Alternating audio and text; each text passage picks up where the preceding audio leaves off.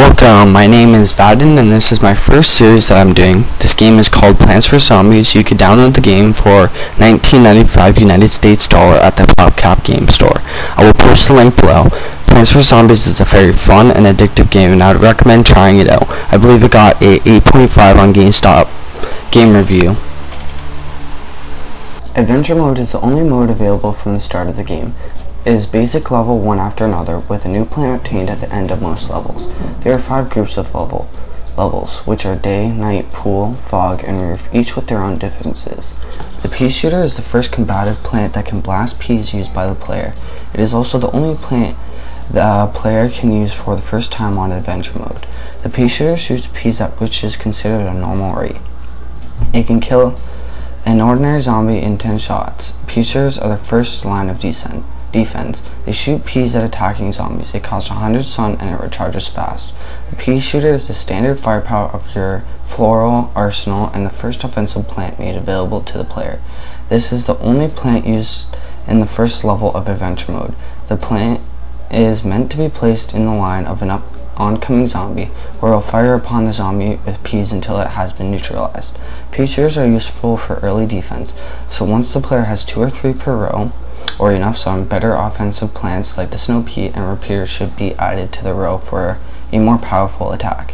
Pea shooters of any variety are not recommended for the roof levels, as they cannot shoot over the sloping angle of the roof unless they are in the first slope column.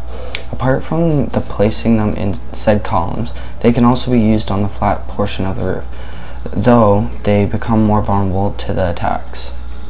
Zombies are weak and easy creatures to kill and are encountered on any level you're on. However, no special defensive equipment and trouble abilities. These zombies are susceptible to any types of attacks. They are only found in huge waves and of course are seen in all levels. Few offensive strategies can work against this zombie. They are the first zombies you encounter in any Plants vs. Zombies version. They are also the 3rd weakest zombie you encounter. Absorbs 10 normal damage shots. Appearance change upon absorption of 5 normal damage shots. In a standard adventure or survival mode level, regular zombies will be the first to appear and will start the assault in approximately the time it would take the player to plant 3 sunflowers, as measured during a daytime level. They can be killed by planting a potato mine far away enough from the front lines, purchasing the garden rake from Crazy Dave's shop, or planting relatively cheap offensive plants like pea shooters or cabbage pulps. For nightmare levels, the player can use the mushrooms like puff shrooms or scaredy shrooms. The tangled kelp provides an aquatic potato mine style plant in pool levels for dealing with large volumes of zombies. More expensive additions such as the torchwood and melon pult are available, in addition to instant kills such as the jalapeno. Some plants such as the repeater and the fume shroom can be upgraded to increase efficiency and give them new abilities. The sunflower, the second plant you get in the game, and it's one of the 3 sun producing plants that the player acquires. It is an essential plant as sun is a resource of the game. The sunflower can be upgraded to the twin sunflowers it bought from Crazy Dave's shop, which produces double the sun. Sunflowers are essential for you to produce extra sun. Try planting as many as you can. Sun production is normal. It costs 50 sun and it recharges fast. The sunflower is the primary sun producer throughout the entire game, although replaced with the sun shroom for nighttime levels and often upgraded to the twin sunflowers in later levels. If planted, the sunflower will produce 25 sun right away after 5 seconds, then the usual 24 seconds for the rest of the game. This also applies to nighttime levels. Just before releasing the sun, the sunflower will light up in a yellowish white hue, as if the sun is in her body. Since sun is the form of energy required to grow your defense, producing more sun means you'll be able to grow a much larger forest. With that in mind, you'll typically want to have at least 2 full columns of sunflowers. Although some players prefer 1 column, the Tree of Wisdom recommends planting 2 columns of flowers, although this is not really necessary. Eventually enough sun builds up that, due to the extra plants, there are no more places to plant anything. As sunflowers do not ever do any damage, they must be protected at all costs. Putting them in the back row is a smart practice. However, some people put them in the front of their ranged offensive plants like pea shooters as the last line of defense before their offensive plants get eaten, giving them more time to kill all the zombies. If you get in a level with no sun, you could only win by placing some sunflowers. If there are catapult zombies in the level, you should plant an umbrella leaf nearby to protect them from basketballs. If there are digger zombies and the sunflowers are in the back, you should plant pumpkins around them to protect them and prevent them from being eaten.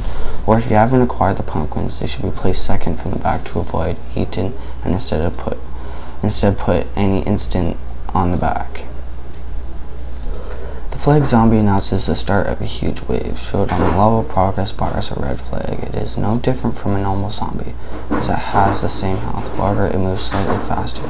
They can appear on both land and water. He is the second zombie you will encounter in adventure mode. Absorbs 10 normal damage shots. Appearance changes upon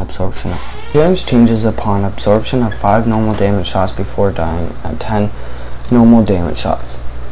Like regular zombies, flag zombies can be easily killed by pea shooters and other offensive plants. They are only holding the flag, so there is no effect on its health.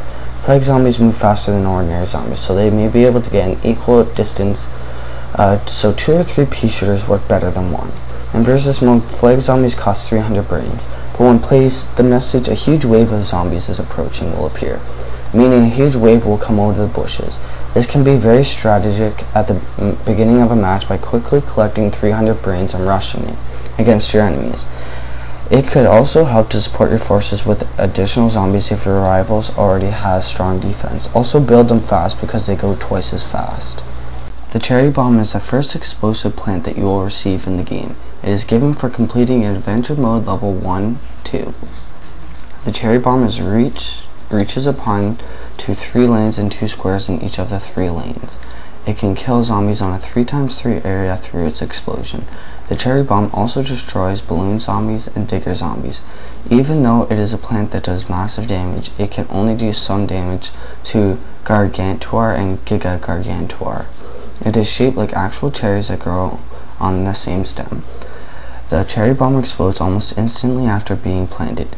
It has a very short fuse, but will not cause damage to zombies if eaten before it has a chance to explode.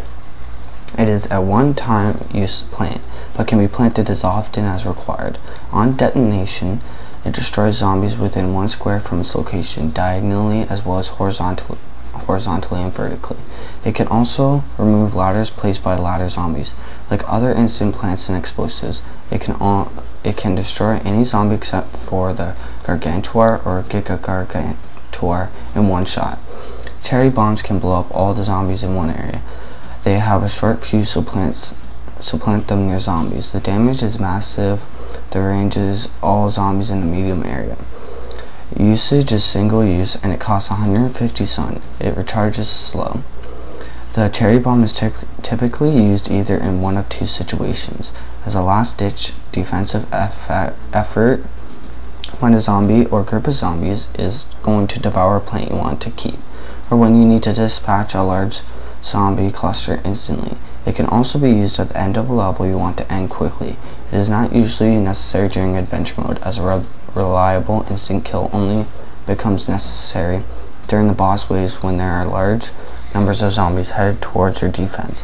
However, using one on a conveyor belt level can be convenient and allows space for additional plants.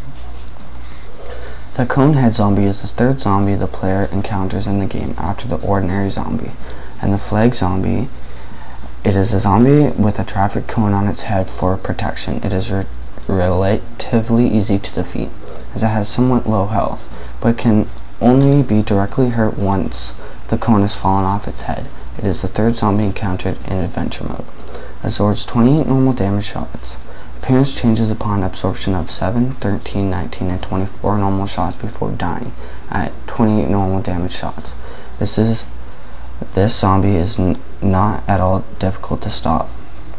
A snow pea, 2 pea shooters, or a repeater can take it down easily. It is weak to almost all strategies, so your basic setup should take it out. However, do not underestimate it, as it can be a threat in early levels and beginning of the game. A single pea shooter can be sufficient to kill one, but 2 or 3 work better, especially if there are multiple zombies to be killed.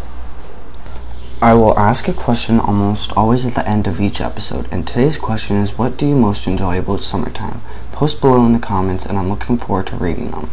This is the end of my first episode of Plants for Zombies. I hope you enjoyed it. Like, comment, rate, subscribe, and I hope to have the next episode up soon. Peace.